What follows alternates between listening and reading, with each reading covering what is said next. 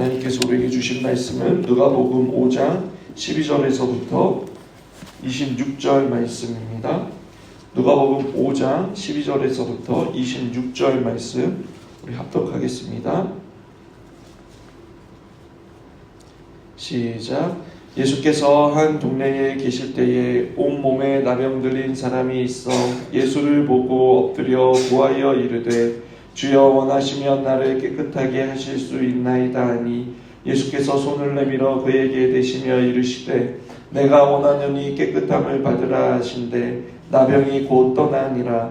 예수께서 그를 경고하시되 아무에게도 이르지 말고 가서 제사장에게 내 몸을 보이고 또 내가 깨끗하게 됨으로 인하여 모세가 명한 대로 예물을 드려 그들에게 입증하라 하셨더니 예수의 소문이 더욱 퍼지매 수많은 무리가 말씀도 듣고 자기 병도 고침을 받고자 하여 모여오되 예수는 물러가서 한적한 곳에서 기도하시니라. 하루는 가르치실 때에 갈릴리의 각 마을과 유대와 예루살렘에서 온 바리새인과 율법 교사들이 앉았는데 병을 고치시는 주의 능력이 예수와 함께 하더라. 한 중풍병자를 사람들이 침상에 메고 와서 예수 앞에 들여놓고자 하였으나 무리 때문에 메고 들어갈 길을 얻지 못한지라. 지붕에 올라가 기아를 벗기고 병자를 침상째 무리 가운데 예수 앞에 달아내리니 예수께서 그들의 믿음을 보시고 이르시되 이 사람아 내 제사함을 받았느니라 하시니 서기관과 바리새인들이 생각하여 이르되 이 신성 모독하는 자가 누구냐 오직 하나님 외에 누가 능히 죄를 사하겠느냐. 예수께서 그 생각을 아시고 대답하여 이르시되 너희 마음에 무슨 생각을 하느냐 내 제사함을 받았느니라 하는 말과 일어나 걸어가라 하는 말이 어느 것이 쉽겠느냐. 그러나 인자가 땅에서 죄를 사하는 권세가 있는 줄을 너희로 알게 하리라 하시고 중풍병자에게 말씀하시되 내가 내게 이르노니 일어나 내 침상을 가지고 집으로 가라 하시매 그 사람이 그들 앞에서 곧 일어나 그 누웠던 것을 가지고 하나님께 영광을 돌리며 자기 집으로 돌아가니 모든 사람이 놀라 하나님께 영광을 돌리며 심히 두려워하여 이르되 오늘 우리가 놀라운 일을 보았다 하니라. 아멘.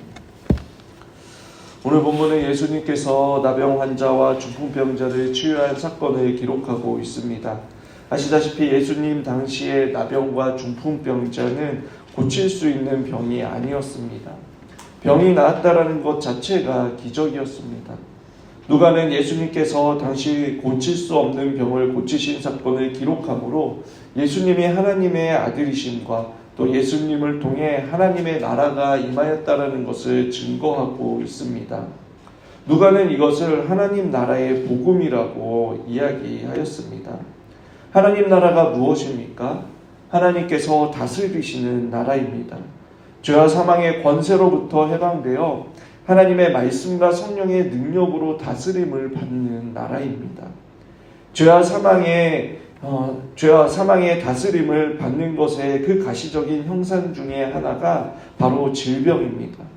죄로 인하여 이 땅에 임한 죽음의 증상 중에 하나인 것입니다. 그런데 예수님께서 나병과 또 중풍병자 등과 같은 병을 고치셨다는 것은 바로 이 어둠의 권세를 물리치시고 의와 희락과 평강의 그 하나님의 나라가 임하였음을 증거하는 것이었습니다. 또한 예수님의 치료는 여러분 단순히 병만을 낫게 하신 것이 아니었습니다. 13절을 보시면 예수께서 손을 내밀어 그에게 대시며 이르시되 내가 원하노니 깨끗함을 받으라 하신대 나병이 곧 떠나니라. 여러분 율법에서 나병은 부정한 것입니다.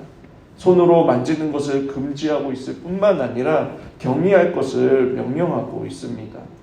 그러나 예수님께서는 율법의 한계를 뛰어넘는 그 사랑을 보여주셨습니다. 나병 걸린 환자는 나병이 발생한 후 한 번도 누구의 따뜻한 손길을 느껴본 적이 없었을 것입니다. 지나갈 때마다 사람들의 저주와 따가운 시선을 받으며 마음이 무너졌을 것입니다. 어쩌면 욥처럼 자신의 탄생과 존재를 저주하며 살았을지도 모릅니다. 유대인들에게 율법은 하나님의 명령이자 곧 그 사회를 유지하고 지탱하는 기준이었습니다. 사회적인 시스템입니다.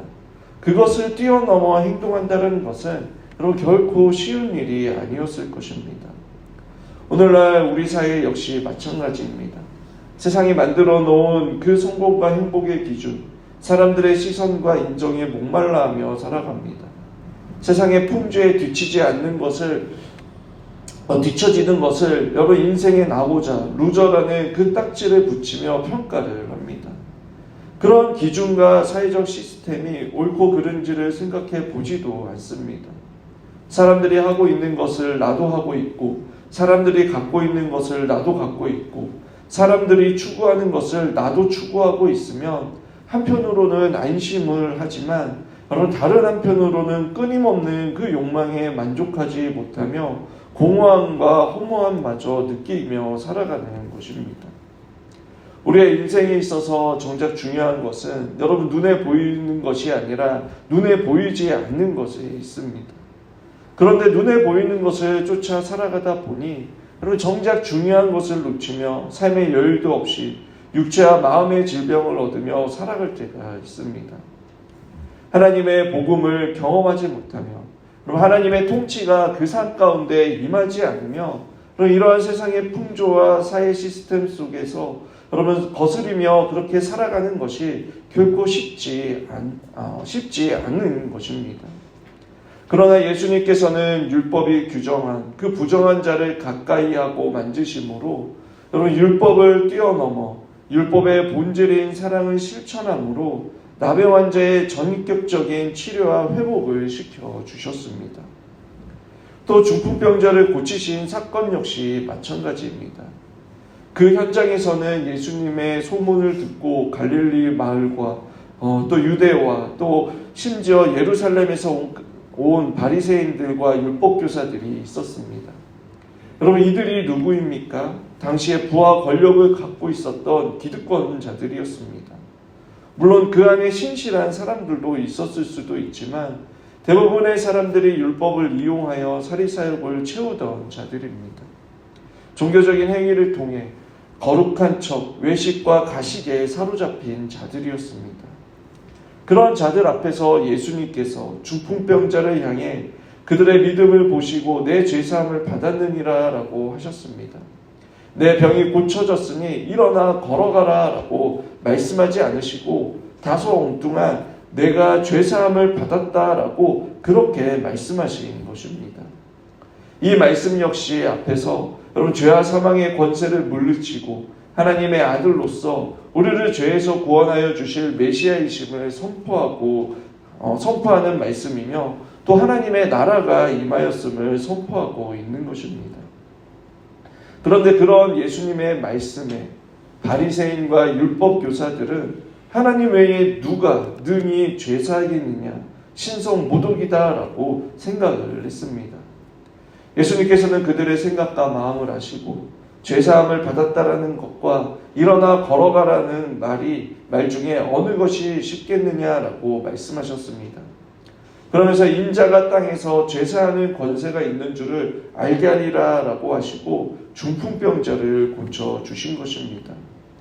즉 바리새인과 율법교사들은 하나님에게만 죄사함의 권세가 있다라고 생각했는데 예수님께서 중풍병자의 질병을 고치심으로 오직 하나님만이 고칠 수 있는 이 질병을 온전히 고치심으로 예수님이 죄사함의 능력이 있는 메시아이심을 증거하고 있는 것입니다. 육체의 질병을 가지고 있지 않다고 해서 환자가 아닌 것이 아닙니다. 그리고 우리 모두는 죄에 감염된 환자들입니다. 이 죄의 문제는 결코 인간이 해결할 수 없습니다. 죄의 실체를 드러내고 죄의 질병을 고칠 수 있는 것은 오직 예수 그리스도밖에 없는 것입니다. 하나님께서 주신 율법마저도 여러분 사람들의 손에 들려져 예수님을 죽이는 도구가 되었습니다. 그리고 오늘날 이단들을 보십시오. 그들이 이단이 된 것도 하나님의 말씀을 가지고 여러분 이상하게 해석을 하고 적용해서 이단이 된 것입니다. 하나님께서 주신 거룩한 것도 여러분 타락하고 부패한 인간의 손에 들려지며 얼마든지 부정하고 더러운 것이 될 수 있습니다. 우리의 인생에 있어서 가장 시급하고 중요한 문제가 바로 죄의 문제입니다. 여러분들은 죄의 문제가 해결되셨습니까? 예수 그리스도를 믿고 참된 회개를 통해 죄사함을 받으셨습니까? 죄사함을 받았다면 여러분 여전히 남아있는 그 죄의 찌꺼기에 민감하며 죄를 혐오하고 회개의 삶을 살아가고 계십니까? 오늘 죄사함을 받고 중풍병에서 나음을 받은 사람의 그 이후의 모습이 어떻습니까? 25절에 보시면 그 사람이 그들 앞에서 곧 일어나 그 누웠던 것을 가지고 하나님께 영광을 돌리며 자기 집으로 돌아가니라 라고 말씀합니다. 하나님께 영광을 돌리는 자가 되었다라는 것입니다. 그리고 26절에도 모든 사람들이 놀라며 하나님께 영광을 돌리며 심히 두려워하여 이르되 오늘 우리가 놀라운 일을 보았다 하니라 라고 고백하고 있습니다. 죄사함을 통한 놀라운 변화가 여러분 하나님의 영광이 되었던 것입니다. 죄와 사망의 권세 아래 억눌리고 스스로 비참한 인생이라고 정의를 내리며 파멸로 끌고 간 인생이 여러분 이 죄의 문제가 해결되고 구원을 받아 하나님의 다스림을 받는 인생으로 변화되므로 하나님께 영광을 돌리며 살아가는 자가 되었다라는 것입니다. 죄사함을 받고 하나님의 영광을 위해 살아가는 사람은 그런 모든 일에 있어 하나님의 주권을 인정하며 하나님을 의식합니다. 하나님께서 원하시고 또 기뻐하시는 것을 나도 원하고 기뻐하는 삶을 삽니다. 반대로 하나님께서 싫어하시고 기뻐하지 않는 것은 나도 싫어하고 기뻐하지 않습니다. 하나님을 자신의 삶에 있어서 가장 중심이 되는 무거운 분으로 인정하며 살아가게 되는 것입니다. 우리의 노력과 결단과 행위만으로 여러분 결코 하나님께 영광을 올려드릴 수 없습니다. 죄사함의 은혜로 거듭나지 않으면 여러분 하나님을 영화롭게 할 수 없는 것입니다. 예수님을 보십시오. 나병 환자를 치유하시고 여러분 수많은 사람들이 모여들자 어떻게 하십니까? 예수님을 왕처럼 떠받들고 높이려고 하는 사람들을 피해 여러분 한적한 곳으로 피하셨습니다. 자신이 영광받을 수 있는 그 자리를 피하시고 오히려 한적한 곳으로 옮기셔서 하나님과 친밀한 교제를 하셨습니다. 여러분 예수님께서 하셨던 그 기도가 무엇이었을까요? 우리처럼 무엇인가 부족해서 하나님께 달라고 간구하신 기도를 하셨을까요? 절대 그렇지 않습니다. 예수님은 우리가 생각하는 그 간구를 하는 기도가 필요하신 분이 아니십니다. 예수님께서 기도하셨다는 것은 여러분 삼위 하나님과의 그 친밀한 교제 속에서 서로가 서로를 영화롭게 하셨다는 것입니다. 중풍병자를 고치신 후에도 성경은 예수님께서 높임을 받으신 것이 아니라 중풍병자도 그것을 목격한 모든 사람들도 하나님께 영광을 드렸다라고 기록하고 있습니다. 예수님의 사역을 통해 여러분 성부 하나님을 영화롭게 하신 것입니다. 이것이 성부와 성자와 성령의 사역의 특징입니다. 자신을 낮추고 다른 두 위격을 증거하며 높이며 서로 영화롭게 하는 것입니다. 구원받은 자의 특징 역시 마찬가지입니다. 죄와 사망의 권세 아래 있는 자들은 자기의 의와 자기애로 똘똘 뭉쳐 있습니다. 무한 경제 속에서 다른 사람들의 칭찬과 인정을 갈망하며 여러분 더 높은 자리, 더 많은 것을 추구하며 살아갑니다. 그러나 성경은 비록 우리가 아직까지 죄와 악한 영에 의해 사로잡힌 이 땅에서의 잠시의 그 삶을 살아가고 있지만 죄와 사망의 힘으로부터 해방되어 하나님의 자녀로서 우리에게 주어진 자유를 통해 하나님의 영광을 위해 살아갈 때에 여러분 진정한 행복과 평안이 있다라고 가르쳐주고 있습니다.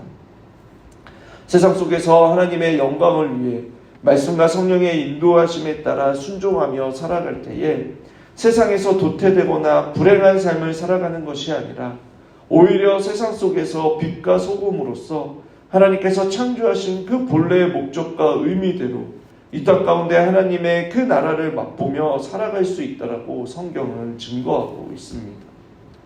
여러분, 믿음의 선조들을 보십시오. 요셉도 다니엘도 그들을 생각할 때에 하나님의 말씀에 따라 순종하며 살았더니 한 나라를 다스리는 총리가 되었다라는 것을 성경이 증거하는 것이 아닙니다. 그들이 어디에 있든지 요셉은 하나님 앞에 범죄하지 않았고, 다윗은 뜻을 정하고 습관에 따라 매일 경건 생활을 하는 것. 여러분, 그 둘은 별개가 아니라 동일한 것입니다. 그들이 그렇게 할 수 있었던 이유는 죄사함을 받음으로 구원받은 하나님의 백성이었기 때문입니다. 하나님의 자비하심과 사랑을 경험한 자들이었기에 그 하나님과의 친밀한 교제 속에서 각자의 삶의 위치 속에서 마땅히 해야 할 일을 행함으로, 여기에서 행함은 여러분 세상적인 성공과 부를 위한 또는 나를 위한 결단과 노력이 동력이 되는 것이 아닙니다. 하나님 그분 자체가 동력이 되어 여러분 진실하게 하나님을 사랑함으로 따랐던 것을 말하는 것입니다. 그럴 때에 하나님께서 여러분 그들의 인생을 통해 영광을 받으시고, 그들 역시 그 하나님께서 영광 받으시는 자리에 하나님께서 놓아주심으로 높이셨다라는 것을 성경에서 증거하고 있습니다. 오늘 이 시간 예수님처럼 하나님과 친밀한 교제를 나누는 시간이 되길 원합니다. 그래서 하나님의 영광으로 충만하여서 우리의 마음의 어두움이 사라지게 하시고, 하나님의 영광으로 세상 가운데 여러분 비추는 그러한 자들이 되시길 축원합니다. 자녀를 키우는 일도, 여러분 직장에서의 생활도, 또 만나는 모르는 사람들과도 하나님을 인정하고 의식하는 그 하나님의 자녀로서의 생각과 말과 행동이 구별되어 여러분의 삶을 통해 하나님의 나라의 복음을 위해 증인된 삶을 살아가며, 또 하나님만이 주실 수 있는 그 복으로 충만하여서 하나님께 영광을 올려드리며 또 기쁨과 감사함이 넘치는 그러한 복된 삶이 되시길 주님의 이름으로 축원합니다.